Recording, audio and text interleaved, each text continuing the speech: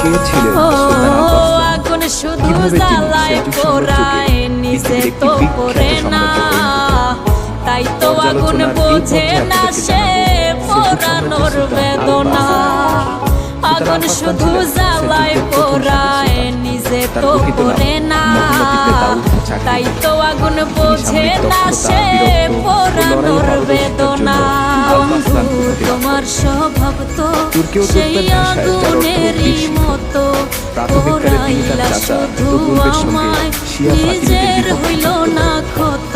পরবর্তীতে জিন্দা 1059 থাকতে খ্রিস্টাব্দে নিন্দা তার বাবা শুধু জাগরেবে ইন্তেকাল করলে করিলাই তিনি আমারে, খোরাসানের শাসক হিসেবে মইরা গেলে তার ফুল সময়ে দিও তুর্কি না উপজাতিরা দলে দলে মুসলিম আমারই বাহিনীতে যোগদান কবরে। করলে তার পক্ষে জিন্দা আব্বাসী থাকতে সাম্রাজ্যের পশ্চিমে নিন্দা হারানো শুধু রাজ্যগুলোকে জয় করে করিলাই একটি আমারে, সংঘবদ্ধ রাষ্ট্র হিসেবে প্রতিষ্ঠা করা সম্ভব মইরা হয় গেলে এবং ফুল এর দ্বারা দিও না মুসলিম বাহিনীর সম্মান ও আমার। মর্যাদাও বৃদ্ধি পেতে থাকে। 1063 খ্রিস্টাব্দে সেলজুক সাম্রাজ্যের স্থপতি সুলতান তুগরুল বে ইন্তেকাল করলে তার নিজ ভ্রাতুষ্পুত্র আলপ আরসালান সেলজুকদের সুলতান হন।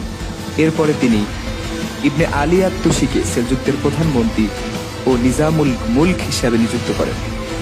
এই ইবনে আলী আত-তুসি হচ্ছেন বিখ্যাত সেই নিজামুল মুলক, যিনি তার জ্ঞান, বিজ্ঞান ও সামরিক দক্ষতার জন্য আজও বিখ্যাত হয়ে আছেন। সুলতান আলপ আরসলান সাম্রাজ্যের সুলতান হওয়ার পরে সাম্রাজ্যের বিভিন্ন জায়গায় বিদ্রোহের দানা বাঁধতে থাকে। তাই তিনি প্রথমেই বিদ্রোহ দমন করার সিদ্ধান্ত নেন। বিদ্রোহ দমনের ধারাবাহিকতায় তিনি প্রথমেই জর্জিয়া দখল করার সিদ্ধান্ত নেন, কিন্তু তা দখল করার ক্ষেত্রে তাকে বেশ বেগ পোহাতে হয় এবং তিনি ভয়াবহ যুদ্ধে জড়িয়ে পড়েন। অবশেষে আলপ আরসলানের বীরত্বের সামনে জর্জিয়াকে হার মানতে হয় এবং জর্জিয়ার শাসক চতুর্থ বাগরাত আলপ আরসলানের সামনে নতজানু হন। 1067 খ্রিস্টাব্দে পশ্চিম বাইজেন্টাইন সম্রাট দশম কনস্টান্টিনের মৃত্যুর পর তার স্ত্রী এরদোকিয়া ক্ষমতার আসনে বসেন। কিন্তু 1068 খ্রিস্টাব্দে রানী এরদোকিয়া বিয়ে করার পর নতুন সম্রাট হন চতুর্থ রোমানুস।